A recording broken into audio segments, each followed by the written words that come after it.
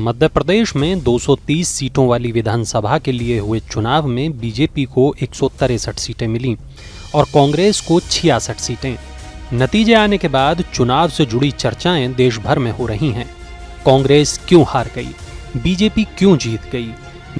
क्या बीजेपी एक बार फिर से शिवराज सिंह को सीएम बनाएगी या किसी और चेहरे पर दाव लगाएगी? ऐसी तमाम सियासी चर्चाएं इन दिनों चल रही हैं। इस वीडियो में मध्य प्रदेश चुनावों से जुड़े हर सवाल का जवाब देने की हम कोशिश करेंगे। सबसे पहले बात करते हैं कांग्रेस की हार को लेकर। आप कांग्रेस के वरिष्ठ नेता और एमपी के पूर्व सीएम कमलनाथ का ये बयान सुनिए।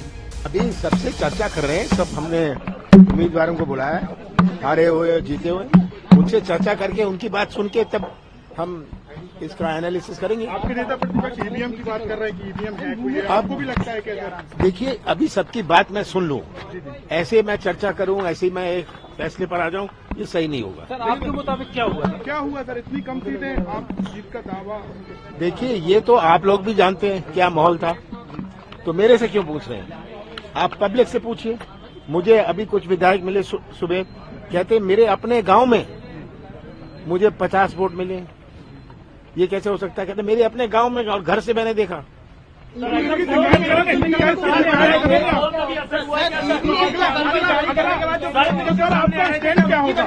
सर, एग्जिट पोल जिस तरीके से सामने आया, क्या आपको लगता है एग्जिट पोल एक बुरा है? कारण कई कांग्रेसी लोग बोल रहे हैं एग्जिट पोल तो माहौल बनाने के लिए किया था जी, जिसको परिणाम पहले से पता था जी, उसने एग्जिट पोल का बनाया हुआ। कमलनाथ ने चुनावों को लेकर सवाल उठाए तो वहीं कांग्रेस के वरिष्ठ नेता दिग्विजय सिंह ने भी एक ट्वीट किया है। उन्होंने इस ट्वीट में लिखा है कि पोस्टल बैलेट्स के जरिए कांग्रेस को वोट देने वाले और हम पर भरोसा जताने वाले सभी मतदाताओं का धन्यवाद। तस्वीरों के आंकड़ों में एक प्रमाण है जो ये बताता है कि पोस्टल बैलेट के जरिए हमें यानी कांग्रेस को 199 सीटों पर बढ़त है, जबकि इनमें से अधिकांश सीटों पर ईवीएम काउंटिंग में हमें मतदाताओं का पूर्ण विश्वास न मिल सका। यह भी कहा जा सकता है कि जब तंत्र जीतता है तो जनता यानी लोक हार जाती है। हमें गर्व है कि हमारे जमीनी कार्यकर्ताओं ने जी जान से कांग्रेस के लिए काम किया और लोकतंत्र के प्रति अपने विश्वास को पुख्ता किया। अपने दूसरे ट्वीट में दिग्विजय सिंह ने सीधे सीधे ईवीएम पर सवाल उठाए। कहा कि हर चिप वाली मशीन को हैक किया जा सकता है। कांग्रेस की ओर से आए इन दो बयानों से साफ है कि कांग्रेस अपनी हार को ईवीएम से जोड़ने की कोशिश कर रही है। कांग्रेस ने इस बीच अपने सभी उम्मीदवारों की एक बैठक बुलाई है। इस बैठक में कांग्रेस अपने हार के कारणों की समीक्षा करेगी, जानने की कोशिश करेगी कि आखिर उसकी हार के पीछे क्या वजह रही हैं। लेकिन ये साफ है कि इस हार से कमलनाथ और दिग्विजय सिंह दोनों को सियासी नुकसान होगा। नुकसान तो राहुल गांधी और कांग्रेस को भी होगा। ज्योतिरादित्य सिंधिया ने जब कांग्रेस छोड़ी थी और वो बीजेपी में गए थे, तब अपने साथ कई विधायकों को भी ले गए थे। अब कांग्रेस ये अनुमान भी लगाना चाहेगी कि आखिर इस चुनाव में सिंधिया कितने बड़े फैक्टर रहे। कांग्रेस अब हर पहलू का आकलन करेगी, लेकिन दूसरी ओर शिवराज सिंह चौहान अपने परिवार के साथ वक्त गुजार रहे हैं।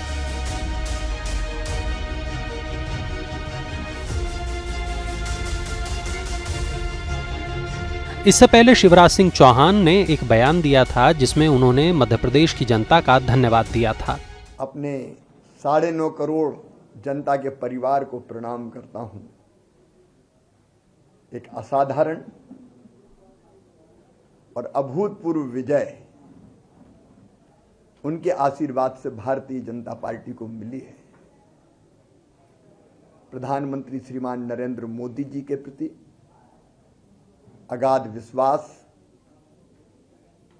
और अटल श्रद्धा की यह विजय है। ये विजय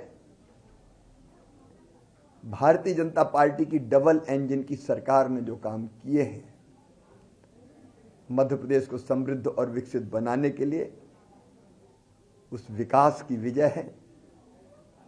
ये विजय समाज के हर वर्ग के जो कल्याण के काम किए हैं, गरीब कल्याण, किसान कल्याण, भांजे भांजियों के कल्याण के काम